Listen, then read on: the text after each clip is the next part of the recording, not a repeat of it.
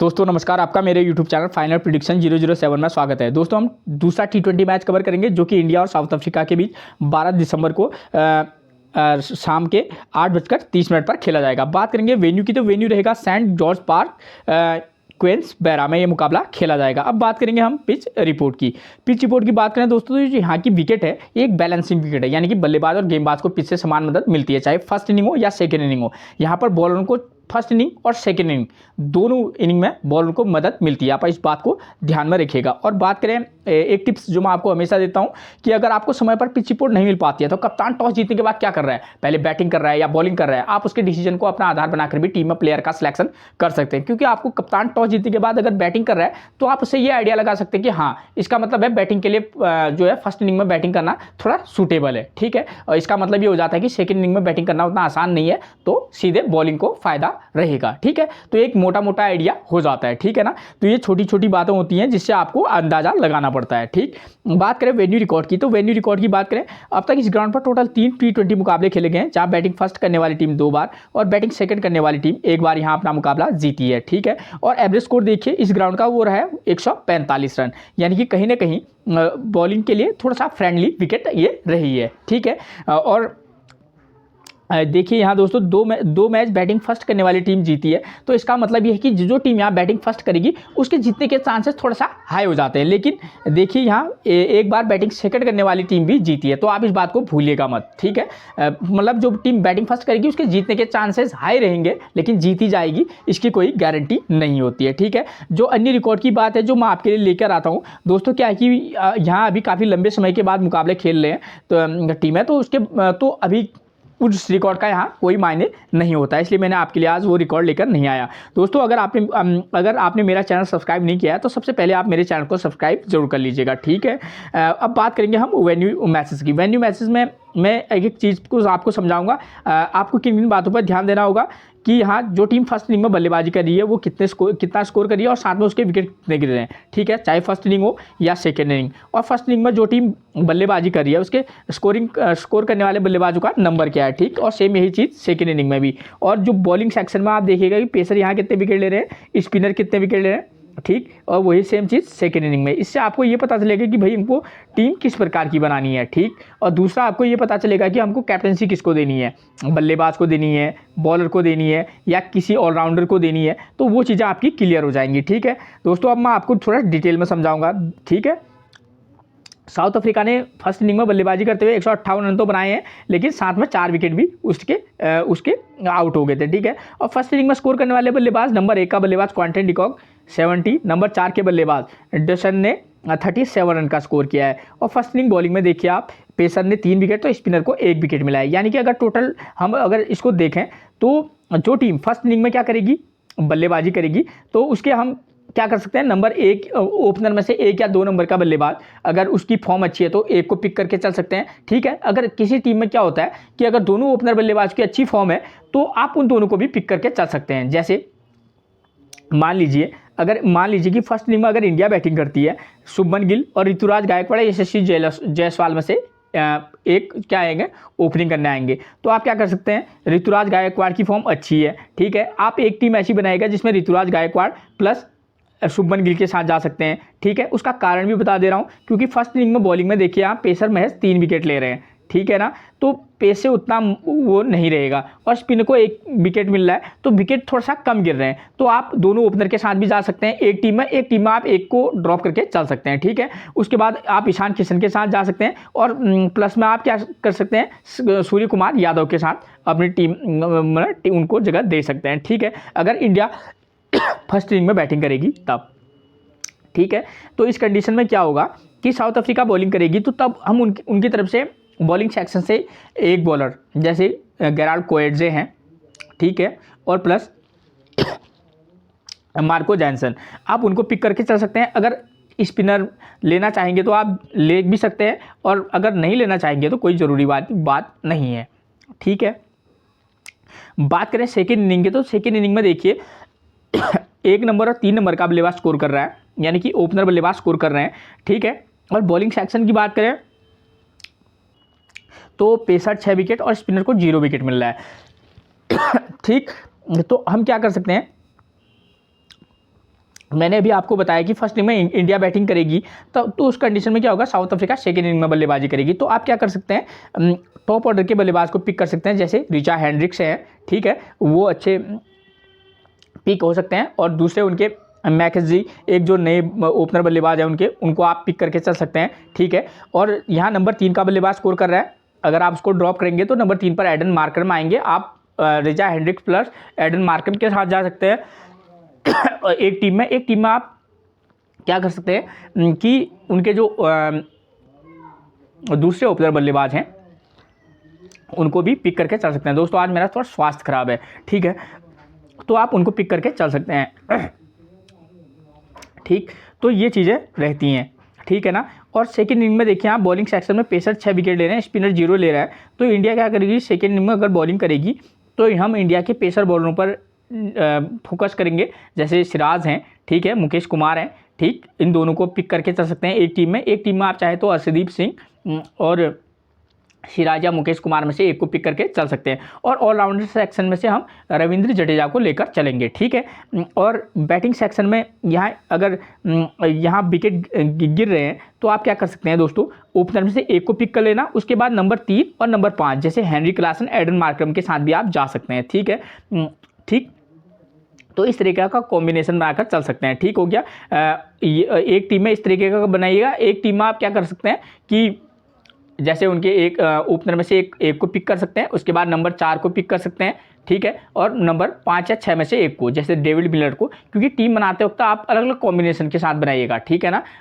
जैसे venue match मैंने आपको समझाया तो उसके अकॉर्डिंग आपको जो अच्छा लगेगा कि भाई अब मैंने आपको एडन मार्करम कहा है तो किसी मैच में उनको ड्रॉप करके भी चलिएगा, ठीक है। ट्रिस्टन टबस को भी अपने मौका देना, हेनरी क्लासन को मौका देना, तो इस तरीके से, ताकि आपकी प्लेयर को हर एक को मौका मिलना चाहिए, क्योंकि ये हो नहीं सकता कि हम जिसको मौका दें वही चले, ठीक है ना।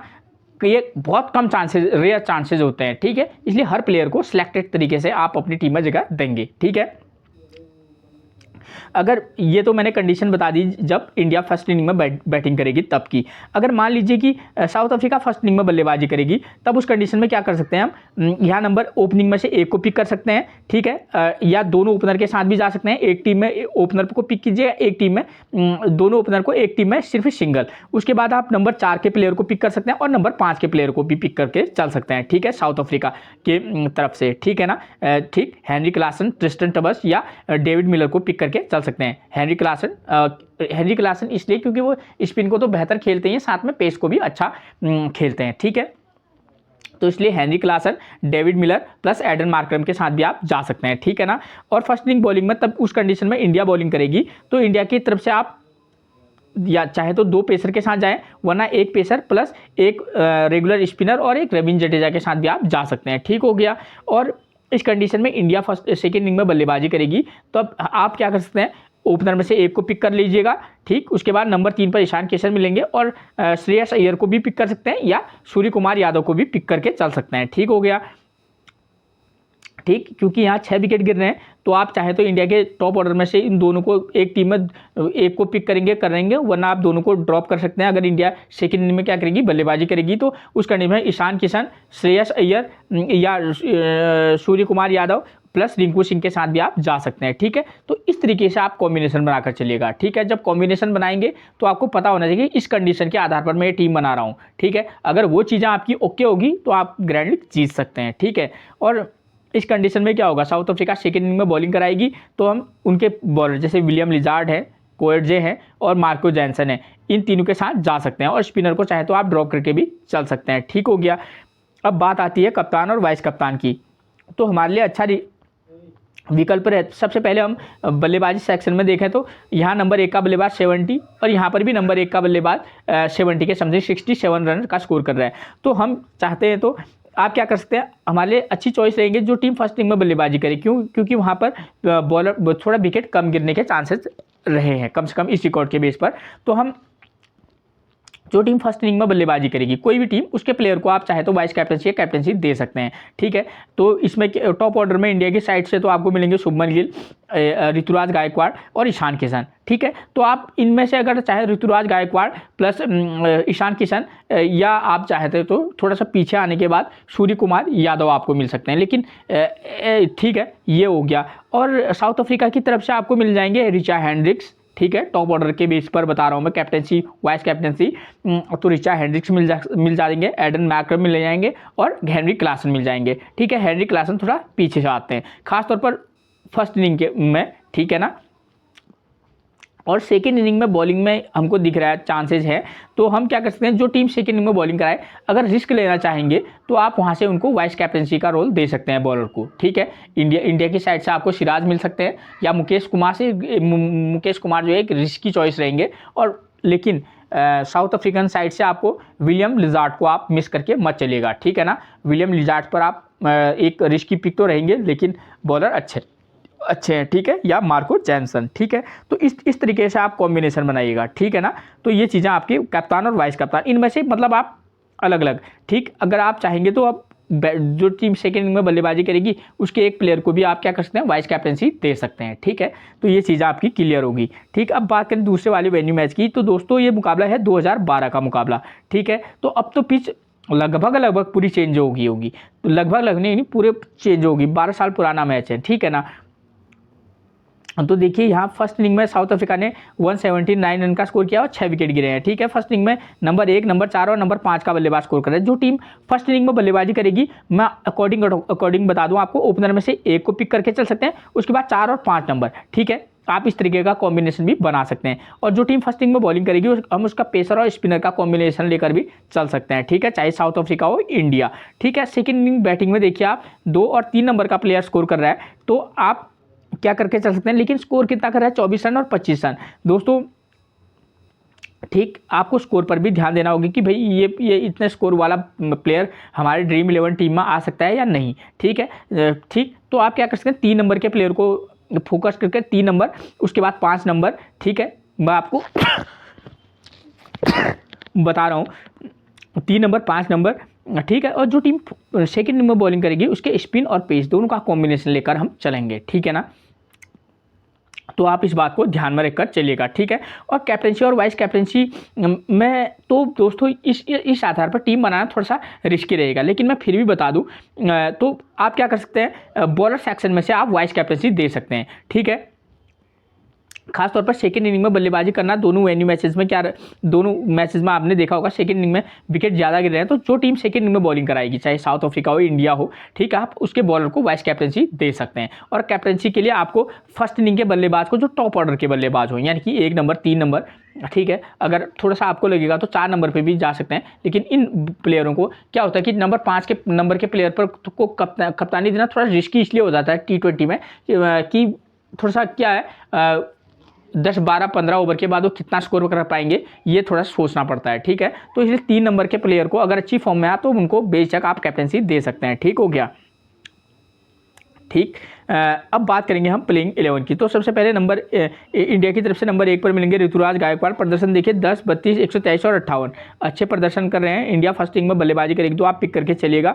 राइट आर्म मीडियम फास्ट से दिक्कत होती है तो लिजार्ड, विलियम और कोएडजे इनको परेशानी में डाल सकते हैं। नंबर 2 पर मिलेंगे हमको शुभमन गिल। प्रदर्शन देखिए 9, 77, 6 और 7, अच्छे बल्लेबाज है। ठीक, किसी मैच में पिक और किसी मैच में ड्रॉप करके चलेगा। लेफ्ट आर्म ऑर्थोडॉक्स और राइट आर्म मीडियम फास्ट से दिक्कत होती है तो केशव महाराज, विलियम्स और कोएडजे इनको परेशानी में डाल सकते हैं। उसके बाद ईशान किशन की बात करें, लेफ्ट हैंड बल्लेबाज है। प्रदर्शन देखिए 0, 52, 58 और 27, ये अब तक का इनका प्रदर्शन रहा है। राइट आर्म मीडियम फास्ट से दिक्कत होती है तो लिजार्ड, विलियम और कोएडजे इनको परेशानी में डाल सकते हैं। दोस्तों आप ईशान किशन हो, कोई भी प्लेयर हो, ठीक है, आपको ऐसी टीम बनाएगा, ठीक, आपको मैक्सिमम इस रिकॉर्ड के आधार पर आप किस प्रकार का मैच हो सकता है आप वो सोचकर अपनी टीम में प्लेयर का सिलेक्शन कीजिएगा। ठीक है ना, और जिस प्लेयर को आप एक बार या 2 टीमों में ले रहे हैं उसको तीसरी टीम में मत लीजिएगा। ठीक है ना, चाहे वो ईशान किशन ही क्यों ना हो। ठीक, इनको कोएटजे और विलियम्स से दिक्कत होगी। ठीक है, ईशान किशन बेहतरीन फॉर्म में है और वाइस कैप्टनसी के एक प्रमुख दावेदार रहेंगे। ठीक है, नंबर 4 पर श्रेयस अय्यर की बात करें 53, 8, 0 और 13 ये अब तक का प्रदर्शन है। राइट आर्म मीडियम फास्ट और लेग स्पिन से दिक्कत होती है। विलियम्स, कोएटजे और केशव महाराज इनको परेशानी में डाल सकते हैं। लेकिन दोस्तों एक बात क्लियर कर दूं, यहाँ नंबर 4, नंबर 5 का बल्लेबाज स्कोर कर रहा है, तो श्रेयस अय्यर पर आप फोकस करके चलिएगा और इनको आप ड्रॉप करके भी जरूर चलिएगा। ठीक है ना। नंबर 5 पर मिलेंगे सूर्य कुमार यादव, 5, 1, 39 और 19। ठीक है, ये अब तक का इनका प्रदर्शन है। सूर्य कुमार यादव जो है, जहां पर थोड़ा सा बॉल रुक के बल्ले पर आती है वहां पर ये अच्छी बल्लेबाजी नहीं करते हैं। ये बैटिंग पेसेस पर तो कमाल बैटिंग करते हैं, लेकिन थोड़ा सा अगर ट्रैक इधर उधर हुआ तो वहाँ पर को आप इनको मत लेके चलिएगा। जैसे ये वाला ट्रैक है, यहाँ सूर्य कुमार यादव को अच्छी बल्लेबाजी करने में थोड़ी सी परेशानी आ सकती है। ठीक है, अगर थोड़ा सा बॉलिंग फ्रेंडली ज़्यादा हुई, अगर ठीक ठाक बैलेंसिंग रही तो सूर्य कुमार यादव एक अच्छी चॉइस रहेंगे। राइट आर्म मीडियम फास्ट से दिक्कत होती है तो विलियम्स और कोएटजे इनको परेशानी में डालेंगे। नंबर 6 पर मिलेंगे रिंकू सिंह। ठीक है, इनको आप पिक करके चलेगा रिंकू सिंह को। ठीक है, किसी मैच में पिक और किसी मैच में ड्रॉप करके चलिएगा। ठीक है, इनका प्रदर्शन 6, 46 और 31 ये इनका प्रदर्शन है। लेग स्पिन और राइट आर्म मीडियम फास्ट से दिक्कत होती है। Keshav Maharaj left arm Orthodox मिलेंगे। विलियम्स और कोएटजे इनको परेशानी में डाल सकते हैं। उसके बाद नंबर 7 पर मिलेंगे रविंद्र जडेजा। ठीक है, ये प्लेयर एक अच्छा प्लेयर पिक रह सकता है। ठीक है, इस पिच पर स्पिन को उतना तो विकेट नहीं मिला है, लेकिन हाँ हमारे लिए एक अच्छी चॉइस बन सकते हैं। ठीक है, प्रदर्शन देखिए लास्ट मैच में 1 विकेट, उससे पहले 35 run 0 wicket, 27 run 1 wicket, 16 run 1 wicket, ये अब तक का इनका प्रदर्शन है। इनको लेफ्ट आर्म ऑर्थोडॉक्स और राइट आर्म मीडियम फास्ट से दिक्कत होती है, तो आप क्या कर सकते हैं, केशव महाराज और विलियम्स और कोएटजे इनको परेशानी में डालेंगे। ठीक, नंबर 8 पर आपको क्या हो सकता है कि या तो रवि बिश्नोई मिलेंगे या कुलदीप यादव।